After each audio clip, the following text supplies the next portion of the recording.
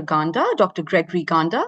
Dr. Ganda is the country executive committee member for medical services, public health, and sanitation at Kisumu County, Kenya. Today, he's going to be discussing how he and his team are leveraging AI ultrasound, risk flagging, and digital records for better outcomes in Kisumu County. The floor is yours, Dr. Ganda. Very much, Katya. Probably move the next slide, the first slide. Thank you. I think that's me. I'll be talking to you about how we are leveraging on AI ultrasound, risk flagging, and digital health records for better health outcomes in Kisumu. My background is actually gynae oncology. I'm a gynecologist who's practiced gynae oncology and currently working in Kisumu. Next slide, please. I'm happy my colleague has talked greatly about this background, about the maternal deaths that are occurring globally, around 287,000. And he focused on the high percentage that is occurring in middle-income countries, basically the sub-Saharan Africa. And what we are saying is that 70% of them are actually driven by delays in care and resource limitations. So we in Kisumu are also in this journey. Kisumu is one of the counties in Kenya. Kenya has a devolved system of government. We have 47 county governments, and Kisumu is one of the counties along the lake. We here in Kisumu, our goal is to reduce maternal and newborn mortality by 80% by the year 2026. It's something that we've been doing over the last 6 years, and I'll be showing you the statistics so far. We've been able to do that by around 30% right now.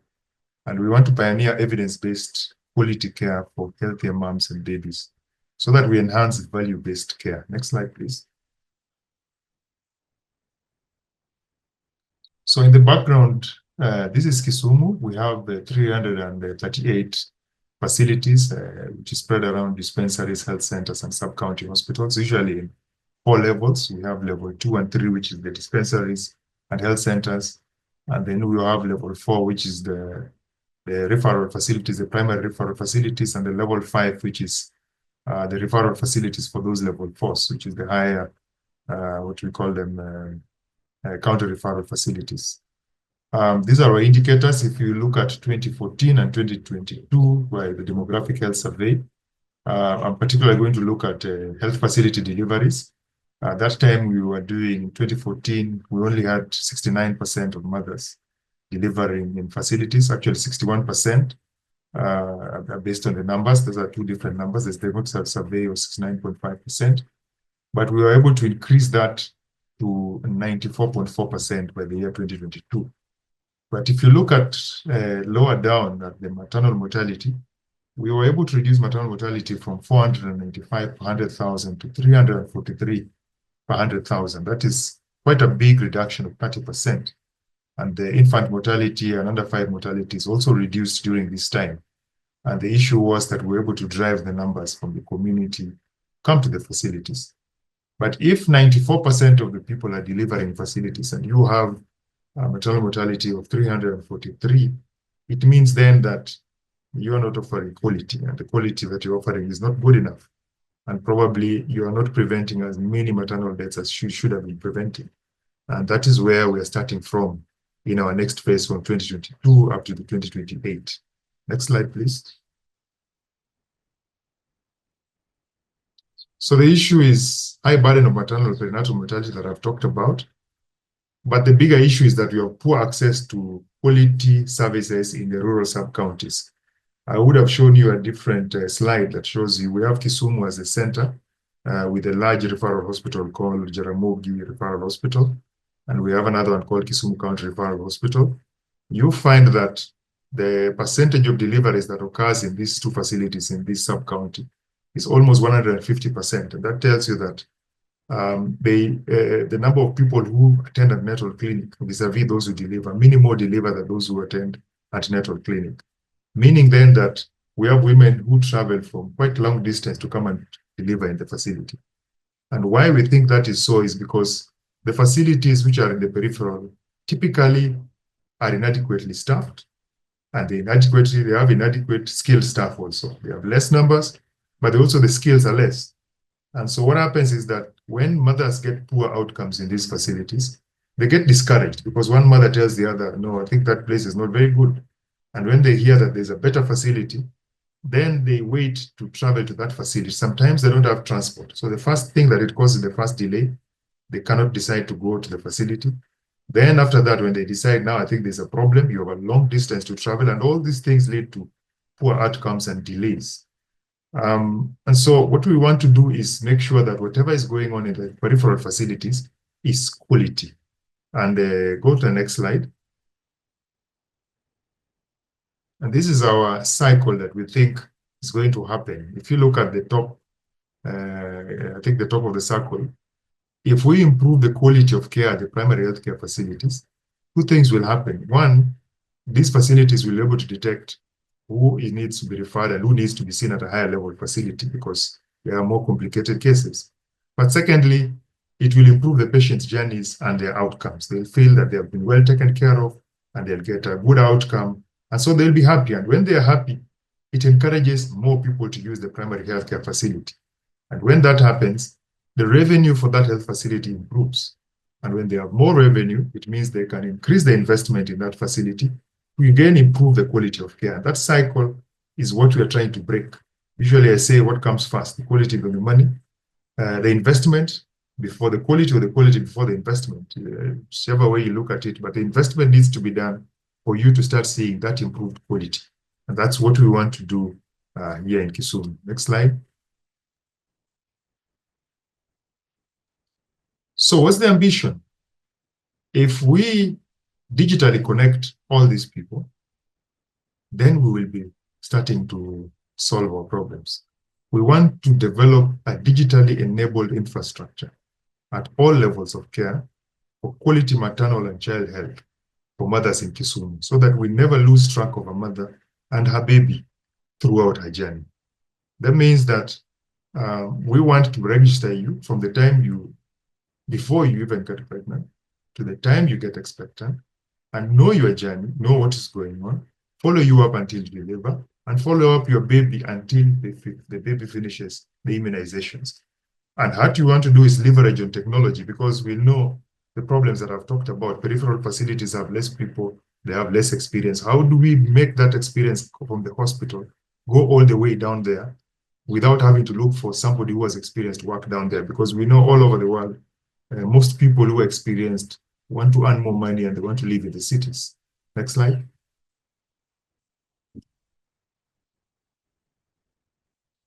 So how does AI come into this? One, we want to bridge the resource gaps through early detection, monitoring, and decision-making using AI. And what are we going to use? We are going to use electronic records for the mother and the child, because the first, for you to use AI, it means that you must have data. You must have information flowing in. So we want to have all the information flowing in. Whatever happens to the mother, whatever happens, whether in the community or in the facility, that has to go to an electronic record. Now, from that electronic record, then the AI can be able to flag those who are at risk or those who need to be referred, and actually sometimes advise the client, the mother or the health worker on what needs to be done. So we have two tools that we are currently piloting. We started this program, I think, 3 months, 6 months ago. One, we have the Wanda electronic medical records, which basically is going to do two things. One is going to collect all the information about the mother all the time, from antenatal clinic to delivery to postnatal to the mother. And what Wanda EMR has is that it has an inbuilt maternal early warning sign, meaning that whenever this information comes into the application, it can flag the people who are at risk and becomes an early warning sign for the clinician and for the mother. So that AI-enabled real-time alerts for those anomalies will be given to the facilities so that they're able to see. And there will be 3 bands. There's a red band, the yellow band, and then a green band. A green band means there's no problem, but a yellow means that there's something that needs to be checked. And the red band means that there's something that urgently has to be followed up. The second thing we're leveraging on is AI-enabled portable ultrasound for fetal maternal monitoring, and that we are using the depth imaging ultrasound for that purpose. Next slide. I think I've talked about this. The Wanda EMR monitors mothers' natal and postnatal changes and generates real-time alerts, red alert and yellow alert. Red for high-risk anomaly, that's a deviation from the normal, and yellow for mild to moderate risk anomaly. And the Delft Baby Checker is a portable AI ultrasound. We have put it in wards. Actually, when we have a county, I didn't explain to you how a county is in Kenya. A county is further divided into sub-counties, and sub-counties are further divided into wards. And a ward is a cohort of people. So we're piloting the baby checker in one of our wards for the last 1 month. And the first pilot really is not to look at the outcomes, but to get the change management, to let people understand what this thing is all about and let them incorporate it into their day-to-day work. We are hoping that in the next 1 month, once they're used to it, we will incorporate these findings into the EMR so that the information goes automatically. And so far, in the pilot, we've been able to do 103 scans. Next slide. This is basically a map of the area where we are piloting it, and we want to build on the infrastructure and the technology that already exists. One of the things that Kenya has moved towards is that Kenya has decided that primary healthcare is very, very important, and Kisumu is taking a lead in this. So we have formed what we call primary care networks, and primary care networks are facilities which are working together to take care of a population. And so in this area, you can see the facilities which have circles around them. That circle is actually the distance, around 2 to 3 kilometers from that center. And all those dots and pluses are facilities which are in that area. If you look on the left side of your slide is where we have your referral facilities. The largest referral facility is in JOTRH in red, and then KCRH down there in green. And so all the facilities on the right refer all their complicated cases to these two facilities. But we want the facilities, the bigger facilities, if you look at Gita down there, St. Elizabeth, Chiga, and Nyalunya Health Center, which have pluses and big circles around them, to be like the sub-hubs where we can be able to take care of the population, and then they will serve the smaller facilities. Another thing we've done in this country, and I think my county was ahead in terms of digitizing a community health system, is that we have digitized our whole community health system and have an electronic community health information system where we register each and every household, and every household has a file, and we know how many mothers are there, how many children, how many men, and what is the living condition like.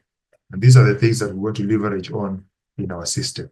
Currently, we are, and our primary healthcare facilities are undergoing digitization, and we actually want to digitize reproductive health. We are starting with maternal and child health clinics in all these facilities that I've talked about into this system.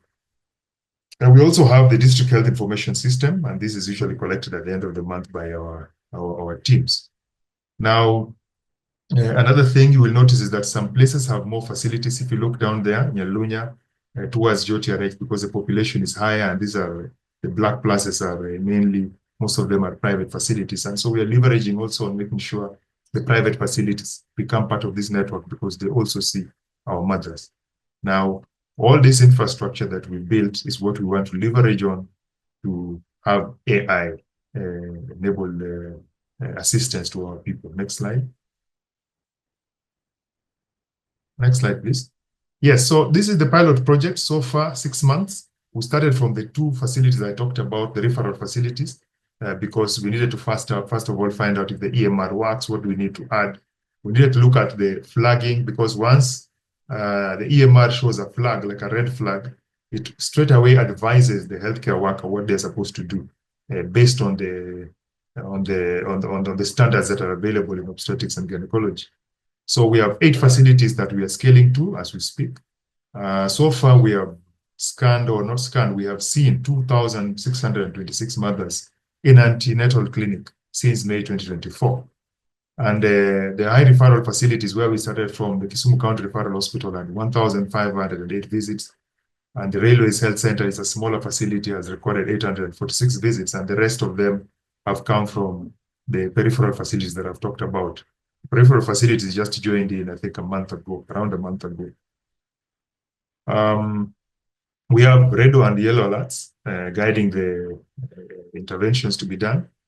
And we have started looking at the early detection using abnormal readings for terms of BP, fetal heart irregularities, and all those kind of things that come into the antenatal clinic, including your antenatal profile. All the information which goes into the EMR are actually used to develop an early warning sign. We are yet to start a community early warning site that actually looks at mothers, and whatever they ask, they're able to communicate with the facility directly. And there's some questions which, when you ask, are actually a red flag. That if you ask, I've seen some spotting and you're late into your pregnancy, that's a flag.